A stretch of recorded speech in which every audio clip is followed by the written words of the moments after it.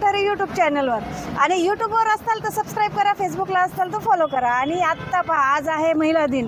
जागतिक महिला दिनाचं महत्त्व म्हणजे खूप मोठं आहे आणि या निमित्ताने आम्ही महिलांचं कार्य दाखवायचा प्रयत्न करतो. तर आज मी चालता चालता जस्ट आम्हाला एक ग्रुप भेटला आहे, तुकामय ग्रुप म्हणून आहे. आणि इथेच आहे बघा मागे फुले, सावित्रीबाई फुले यांचा जे स्टॅच्यू आहे, त्या स्टॅच्यूसमोर आम्ही उभे आहोत. आणि आता मी या ग्रुपसोबत थोड्याशा चर्चा करणार आहे की महिला दिनाविषयी यांना काय काय वाटतं.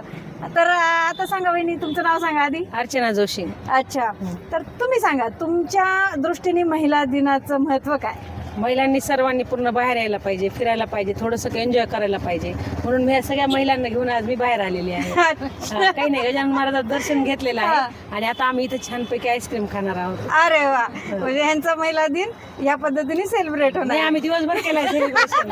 आम्ही पारायण केलं, जेवण केलं, तुकामाईचं पारायण केलं. आम्ही आज सकाळपासून सगळ्या सोबतच आहोत. अरे वा, म्हणजे यांचा पूर्ण दिवस आज महिला दिनानिमित्त असं फ्रीडम मध्ये चाललंय. फ्रीडम, एकदम फ्रीडम.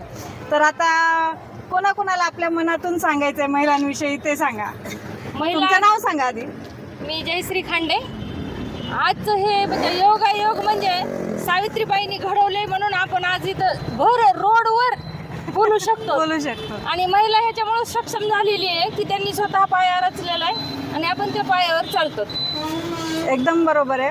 सावित्रीबाई फुले यांनी जो पाया चालू केला तर त्याच्यामुळे आज आपण आपल्या लाईफ बद्दल, महिलांना शिक्षणासाठी त्यांनीच प्रवृत्त केलेले आहे. आणि आज आपण जे काय आहेत ते त्यांच्यामुळेच आहे तिथपर्यंत. त्यांच्यामुळेच आहे. त्याच्यामुळे त्यांचे आशीर्वाद आता आपल्या पाठीमागे पाहिजे. खरंच चांगला आहे की आपण आज इथं उभे आहे. गाड्याच्या चाकापासून ते गाडीच्या स्टेअरिंग पर्यंत आपल्याला आणण्यात त्यांचा फार मोठा हातभार आहे. बरोबर आहे. जे आपण असं जातं फिरवायचं ते आता असं निघायचं, आता असं फिरवू शकतो आपण. आणि महिलांना स्वातंत्र्य मिळालं ना. हे जातं आधी फिरवायचं, आता हे काय, आता विमान पण चालवतात ना. आहेच ना, कोणत्याच ह्याच्यात पाठीमागं नाही ना महिला.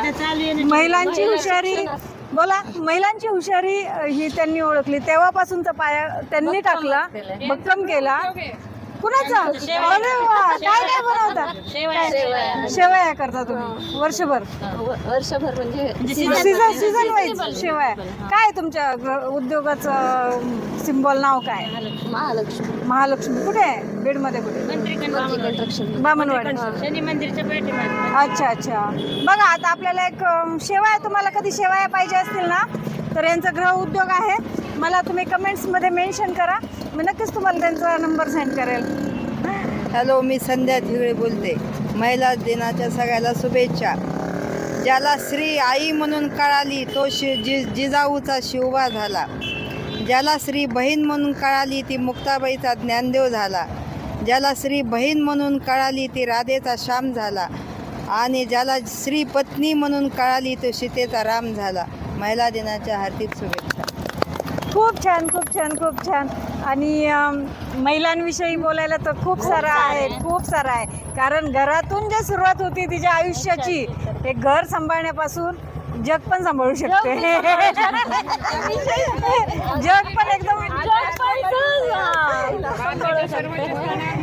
हा, मग तेच ना, घरापासून ते पूर्ण जगापर्यंत पोहोचलेली आज महिला आहे. त्याच्यामुळे आमच्या सगळ्या यूट्यूब चॅनलकडनं, मैत्रिणींकडनं, फेसबुक चॅनलकडनं तुमच्या सगळ्यांना सुद्धा हार्दिक हार्दिक महिला दिनाच्या खूप साऱ्या शुभेच्छा. मस्त राहा, एन्जॉय करा.